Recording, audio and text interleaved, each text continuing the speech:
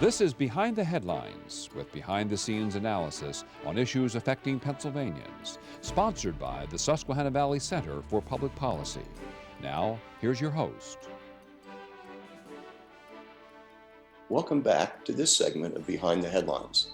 Moore and I are so happy to have Bob Latham, the expert with transportation needs in Pennsylvania, with us today. Bob is the Executive Vice President of the Associated Pennsylvania Constructors and is very knowledgeable, and we look forward to hearing more. Bob, welcome. The first question— Jerry Moore, nice to see you. The first question I have for you is, fill us in on, we want to get to your survey, but first, give us an overview of how you see, or so our viewers can, get the context of how you see highway funding and how it's been hurt over these many years by not really funding it properly, and that basically transferring funds out of what should be highway funds, into important things like the state police, but still they've been transferred out. Jerry, thank you. Yes, over the years, we've had some challenges. Now let's go back to 2013 when the General Assembly, leadership in the General Assembly, bipartisan, I should say, passed a comprehensive transportation funding bill signed by then Governor Corbett. And we were able to do a number of things with that bill that are very positive. First of all, Pennsylvania at that time on its state system had about 6,000 what we call bad bridges. We fixed half of those. That inventory is down to now 3,000. Our local governments, which we have to realize have 70,000 miles of road. We talk about our state system a lot with 40,000 miles, but the local governments have 70,000. They got a much needed boost in funding. The problem is that when we passed Act 89, we immediately started shifting money from the transportation fund, known as the motor license fund, over to the general fund in order to pay for the budget of the state police, rather than having that important function be paid for by the general fund. And that has eaten away at our ability to further improve roads and bridges, further put people back to work, further make safety improvements to our highway system. That's impacted us tremendously. $700 million a year taken out of that transportation fund, which is 11 cents per gallon of your gas tax. We have the second highest gas tax in the country, and unfortunately about 20% of that isn't going to roads. Well, I know that you've come up with a lot of different, I think solutions would be the right word, for this issue of the diversion of the funding. Do you want to tell us a little bit about, we've talked about them before, but let's recap some of these issues. Sure. So in the short term, well, we have a long term, we have a short term issue here. And let's talk about short term. So COVID, of course, impacted a number of people, and transportation and highway construction budget, no exception to that. So when people stopped driving there for a couple of months in April and May of last year, 2020, we saw a drop in revenues because we have a consumption-based tax. In order to make up for that, the federal government came in and back and filled with a number of bills. We're all familiar with that. The most recent one that passed in March was known as the American Rescue Plan. It infuses the Commonwealth's general fund with about $7 billion, a little more than $7 billion over the next 2 years. Our plan would be to take some of that money and allow the money that motorists pay in gas taxes to stay in the motor license fund, stay in the transportation arena, use it to make safety improvements, fix roads and bridges, and then use that federal money, that American Rescue Plan money, to make sure that the state police are fully funded by funding them through the general fund. We believe that that can be done. It could have an immediate boost on our highway program. It would ensure that the state police are funded while we look at some options going forward into, for future long-term funding solutions. Our viewers are certainly interested in the road system, and I know you have a survey that points that out. But the other thing, I think you'll agree with this, that the viewers need to do is contact their Congress people and their state legislators and state senators and the governor with the need to act. But both federally and the state, because they're there. The legislators do a good job, Congressmen do a good job, but they need to hear from the viewers. Isn't that correct? Yes. So we've heard a lot lately about a, quote unquote, federal infrastructure package. First started with President Biden introducing a concept with a very, very broad-based concept that I guess included a great expansion of infrastructure. Senate Republicans have come back with a more narrow focused plan. And now they're sort of into the machinations of, well, how do you pay for it?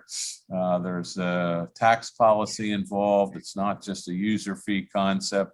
So I guess it's a roundabout way, Jerry and Maura, of saying, I think it's going to be quite some time before we see said infrastructure package or transportation plan out of the federal government, out of Congress. On a parallel track in Washington, we're seeing a need to, what they say, reauthorize the federal highway program. That comes up in October. I think the two of these issues are going to meet somewhere in September. But the point is, it's going to be until next year or beyond when any of that money is seen here in Pennsylvania or can be put to use for the benefit of motorists in Pennsylvania. That's why this short-term plan of using the American Rescue Funds to pay for the state police and allowing more money to stay in the motor license fund on the short term, we'll see a boost while we see what happens at the federal level. A lot of the pushback we get in some cases on this is, well, we have to wait and see what the feds do. Well, we've been waiting to see what the feds will do for a number of years. And 25 years or so. Yeah, maybe 25 years, but who's counting? So implementing this short-term plan could have a lot of benefits in terms of highway safety and benefits to motorists here in Pennsylvania, and move things forward while future plans get going. We also have some ideas that are being tossed about here in Pennsylvania. The governor has created the Transportation Revenue Options Commission. They're looking at a myriad of things to do there. Senator Wayne Langerhoek recently announced a plan he calls Drive Smart, which is a comprehensive look at everything from electric vehicles to autonomous vehicles to efficiencies within state government. All this will be in the mix, but once again, that's all in the mix for the future. And we're looking at something that we might be able to get done in the present that will be help our roads be safer and get people around more efficiently. I think it's really important to note that you're not in any way suggesting that the state police be underfunded in any way, or that there be any safety issues involved with this, correct? Well, that's correct. We have our plan fully funds the state police and actually allows the General Assembly to increase funding for their operations if they so choose. A lot of states, most states pay for either their highway patrol or their state police out of general funds.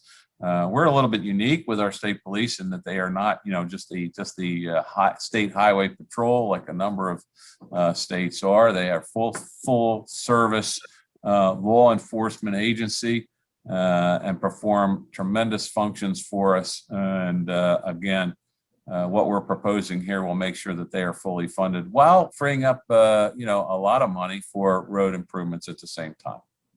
And safety is the number one issue you were hitting on, and so it'll save the state police a lot of report writing, and also save the lives of our viewers as they're driving and have that patience with all the road work that you've been able to do on such a limited budget. The work zone safety, is something that you were pushing for many years, and how's that working? Well, it's going very well. As a matter of fact, we're seeing less speeds through highway, or I should say slower speeds through highway work zones than we had in the past. Unfortunately, one of the real unfortunate byproducts of COVID was that while there were fewer cars on the road, it seemed like those people that were driving faster. And we actually saw an increase in accidents in 2020 than we had in previous years, even with a lower number of vehicles on the road. The one bright spot there is that people do slow down when they get to these automated speed enforcement work zones. We're seeing it here. We've experienced it in Maryland, where we kind of came up with the idea, and it really does work, and it saves lives, mostly with motorists. While we in the highway construction industry are very concerned about the safety of our workers and the inspectors from PennDOT and all the people who are out there on the project, it's actually most of the accidents or injuries are the motorists themselves. So it really is having a good impact on people driving and their safety as they go through highway work zones. So you know how John Q. Public is. The minute these funds hit, they're going to want to know, when is my bridge going to be fixed? When is my road going to be fixed? So how quickly can PennDOT get going on projects that might not be the top priority, but may get some funding with the new federal funds? Well, the good news about what we're promoting here, which is the use of federal highway, or use of the federal rescue plans in order to kind of free up PennDOT monies. The good news is that all of the regional offices, I guess if you will, we call them PennDOT districts, who manage these projects, they all have construction projects that are already under design. They have permits, they're ready to go. So we can push this work out very quickly. And I think it'll be statewide. It's not like something's going to be only in Western Pennsylvania or only in Eastern Pennsylvania. All the districts across the state have projects ready to go, and we can move things forward very rapidly. Thank you very much. In the last few seconds that we have, are there any other items that you'd like to hit? Well, again, Jerry and Maura, thank you for having me on here. I think the idea here is that we have a short-term need, and we have an opportunity with the American Rescue Funds to boost highway safety and highway safety projects, fix bridges, while we ferret out, what's the long-term future for funding of transportation in Pennsylvania. Well, thank you very much for bringing everybody up to date.